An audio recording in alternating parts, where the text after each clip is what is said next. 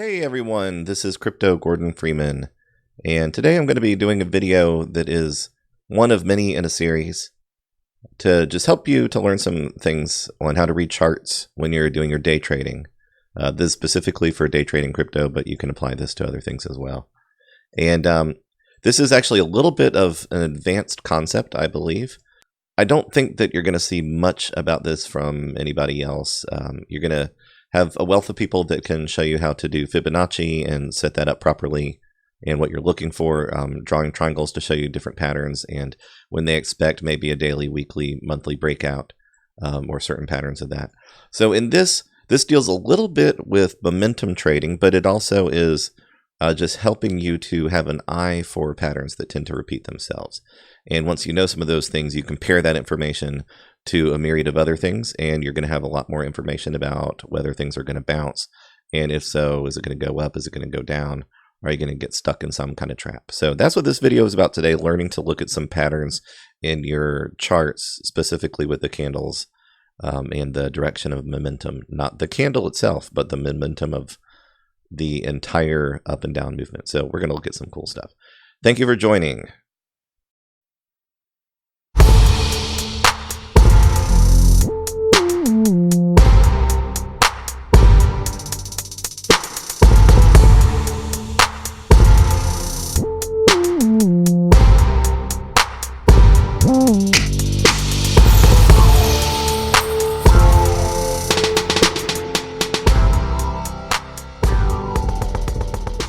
All right, so getting right into this, we're looking at the current movement for Bitcoin, and I'm going to kind of slide in here until I see some of the trends. So what am I talking about today?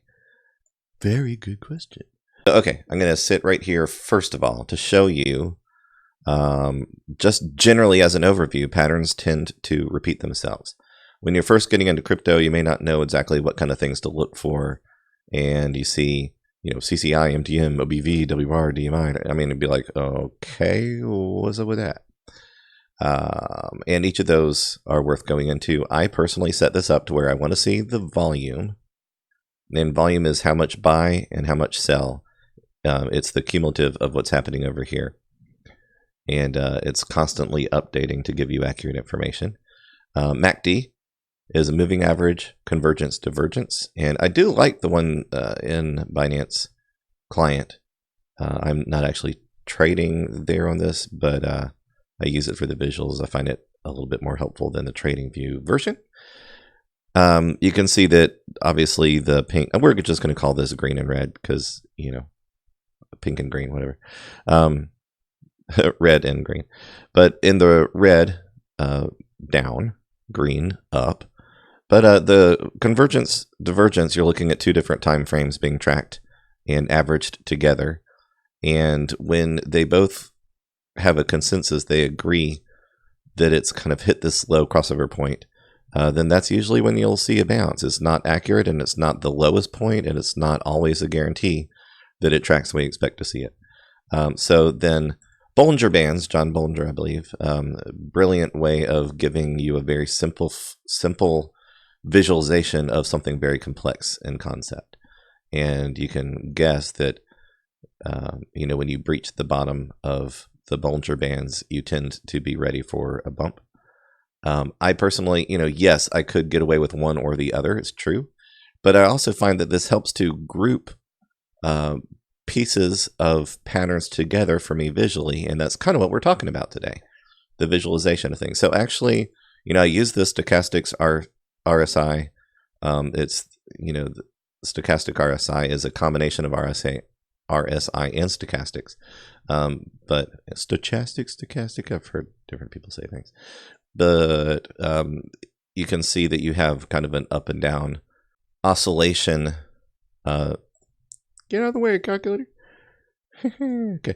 An oscillation going on, and sometimes these agree with each other and sometimes they don't. Usually when they cross over and they're headed in the same direction is a good time to strike. So I'm going to move this out of the way. I don't want to have too much visual distraction.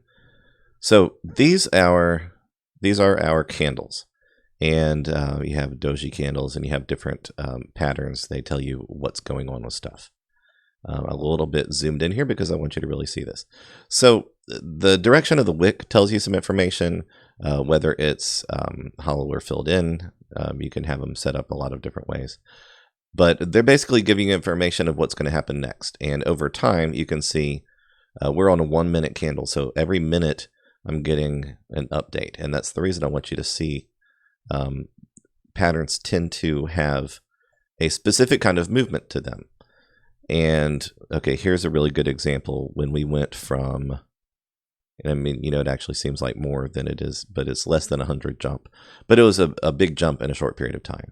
And it took, on Binance, it took 416 Bitcoins to get it there. That could have been a lot of market buys and several different people, but people reacted in this kind of launching point right here. So what I want you to be able to see is that momentum tends to pick up when there's more volume in a certain direction. People are influenced by what other trades are doing, and you can see whether momentum is building towards something or whether it's starting to die off. And a lot of people, they might see something like this right here, and they might think that this is just going to keep going up forever. Well, the truth of the matter is this could have scared some people off, but it kind of found a resting place here of support, and it bounced a little bit, and then people are a little concerned. They're not so sure. There's a little bit of a sell-off. Maybe this was a good range for somebody to go ahead and get out. And then the push continued. So what I want you to notice here is that this is a pretty sharp upward movement, just the shape of it like an arrow. And this is a little bit undefined here. This was pretty quick, and then it fell off a little bit sharper, but not so sharp that you would expect this to just keep going down forever. If you look at trends, you can see this is fairly similar to this, and it's a sharp upward pattern, and then it gets a little bit less defined. And sure enough, as much as you don't see as high and quick a peak there, it's more of a curve. And you could call that a rainbow or an upside down, a frown, an upside down smiley face. But over time, what I have found, nothing is guaranteed with, especially in crypto with the volatility, there's always whale movement. But when I see this kind of movement, it's telling me that things are weakening. It's not as strong a push up, and it's not a drastic sell-off. But when I start to see this, I'm going to expect it to continue in that direction, and that's what we have here. Now, at some point in time, it's going to bounce, and people are going to say, okay, enough of that. It was at 7,200. It's getting close to the 7,000 line. I think this is a good entry point. If some people start to do that, then others are going to pile on. There's a lot of, I'm not going to go into that. But so you see the sharp upward movement. You see that it comes down fairly sharp, but it's starting to weaken around this range, and then it makes its climb back up. Typically, when you see a smiley face, okay, that just happens to be there. This usually is going to suggest that it's going to kick off pretty hard. So this, to me, is kind of a frown, rainbow. It's headed on the way down again. There's that, it's weakening. It's not as sharp. It starts to have a lull in here and then goes down. 3 times. It could have started up like another strong pattern like this, but it has this kind of arched shape to it, not as much of a sharp point. Okay, over here, this could have been an indicator that it was going up, but it started selling off really hard within just this 1 minute alone. And you can see this is a sharp angle down. It's not curved like this, where it's just weakening and weakening and weakening, and it could have dived even further. But you see, there's this arch, arch. And so it's diminishing, it's losing its oomph. Within this entire pattern, I'll talk about this on its own, but usually I call this a mirroring effect. But whenever you have a pretty heavy push, really it could be the sell-off first or vice versa. I almost always expect this range to kind of level off, whether it's over 40 minutes or an hour, or it could be even 5 or 6 hours. If it did this, I'm going to expect it to do this. And that's kind of cool, because then you're going to wait for it and see Sure enough, in this, they weren't done selling, and it broke that 7K, that 7K range. So notice that this kind of came up sharp. It's not those kind of weaker looking arches. Notice that after the sell-off, there's more demanding movement. There's more insistent, determined kind of movement. We have a little bit more of a spike, and then it starts to weaken again. Okay, this one, yes, this is sharper, and then what I usually tend to look for is once it's done the same pattern at least 3 times, I'm going to back off a little bit because I don't think that it's just going to keep going up forever. So you can see that this was starting to weaken here, and then sure enough, boom, there's a strong spike upwards. It sold off hard, and so I would not want to go back in here assuming that this was the bottom until I saw what it was doing, and sure enough, it was a kind of weak one again. This kind of tends to repeat what we saw over here. Really good example. See how, this pattern, and then it looked like it was pushing fairly strongly upwards, but then it started to lose that shape. So what I'm getting at with the momentum of things is when the energy in the market, which is really measuring people's determination to either push it up or sell it off, and if so, do they want to get in and out quickly, or are they willing to be patient for the right move? That sentiment is what's being measured in this time, because these are people trading. Yes, there are bots, but people program bots to do things a certain way. The bots can trade, not thinking, but based on very similar patterns that everybody else is looking at. So just as an example, if everybody had all these patterns running, everybody might decide to do the same thing here, the same thing here, the same thing here. So Fibonacci and all these different, MACD, Stock RSI, they're all kind of, the market is full of self-fulfilling prophecies. The market doesn't do things because you were so lucky that you called things right so often. Things tend to repeat themselves because everybody's looking at the same thing. All right, so it hit a bottom there, and you can see that it went to the bottom of the Bollinger Band, which is always kind of a sign that something's going to happen. I didn't see a sharp up there, though. So I'm going to assume that, okay, it's going to start to lose its oomph. And sure enough, that's what happened. So this is a sharp down, and it would be interesting to see, do we see any recent examples? Because all of this movement is an example of whoever's behind it. So people tend to often do the same kind of things. And it just kind of use my own advice here. I don't see extremely strong, sharp pushes, even though it's, small, medium, large kind of thing. It's increasing. Volume is building up, and it's negative volume. The MACD does not really look to me like it's done finishing the bottom, but I think that it's probably going to come back up to 68.80-ish. And actually, because of the sharpness of it, I could see it doing a little bit of weak one and then kind of pushing up in the 68.60 range and getting a little bit of resistance, and then maybe 68.70. But, the one thing that is guaranteed with Bitcoin is that it'll never disappoint to do just the opposite of whatever it is that you think it's going to do. So I don't know if you pay attention to really good people that do analysis, their explanation is almost always the conclusion is it's either going to go up or it's going to go down.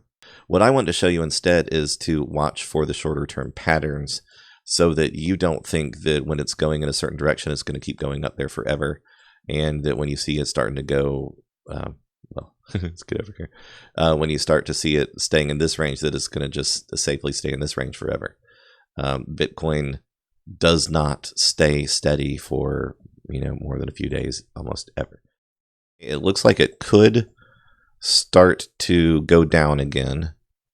That's looking at a 2-hour candle, but it doesn't look extremely strong to me. I don't think that it's going to sell and sell and sell forever down. I think we're going to see 68.70-ish, and then if that supports that, it's going to come back up to 68.80. So tell you what, it is 7:47 p.m. on April 21st, 2020, Eastern Standard Time. I hope that you learned a little bit about this movement and how, the sharper patterns tend to mean that it's a more definitive move in a direction, and the weaker kind of frowny face stuff means that it's leveling off and losing its momentum. And that doesn't guarantee it's going to change direction, but it definitely guarantees that you want to look at what it does next. because it's either going to just keep losing momentum, and that's really what this sell-off kind of looks like. There's nobody that cares enough about buying it back at that point that it's going to keep it from going down. Or there's people that were already planning to do what they're going to do. And, that was 200 Bitcoins worth of sell-off. So we'll see what it does next. It's a little after 9:30 Eastern Standard Time. Same day, April 21st, 2020. And I just wanted to show you that after we had this down towards the end of the video, my guess was that it would kind of stabilize down here and then come back up around 68.70, 68.80. Don't know for sure, but I just did want to show you that the patterns continue to do the kind of thing that we're learning in this video. So there's the sharp point, and it kind of came down sharply there. And now we see a little bit, with that, you can see this kind of smiley face. So in the same way that kind of a weaker down usually means there'll be a drop, that curve instead of a spike, kind of see the same thing from spike to spike. Big old smiley face. I kind of expect that it could continue doing this until eventually it makes it up there.